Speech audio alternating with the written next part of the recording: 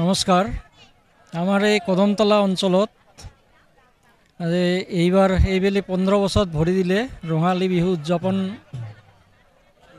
সমিতিয়ে।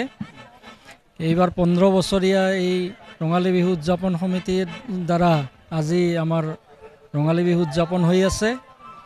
এই ৰঙালী বিহু উদযাপনত আমাৰ বিহু মইনা, বিহু কুঁৱৰী নৃত্য প্ৰতিযোগিতা হৈ গ'ল।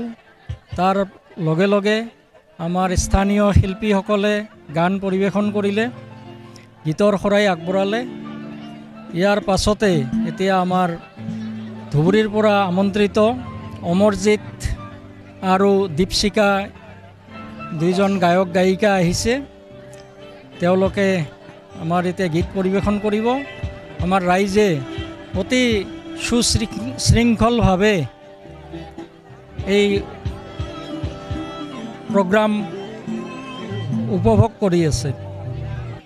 আজিৰ এই ৰঙালী বিহু উদযাপন সমিতি কদমতলা আঞ্চলিক ৰঙালী বিহু উদযাপন সমিতিয়ে যি কাৰ্যসূচী হাতত লৈছে, তাত বিহু মইনা, বিহু কুঁৱৰী এইবিলাক প্ৰতিযোগিতা, আৰু লগতে আমাৰ শ্ৰী লক্ষণ দাসৰ জীয়ৰী কাব্যাঞ্জলি দাসে যি গীত পৰিৱেশন কৰিলে সঁচাকৈ, আৰু আমাৰ গোৱালপৰীয়া লোকগীত মণি ৰায় দাসে পৰিৱেশন কৰিছে।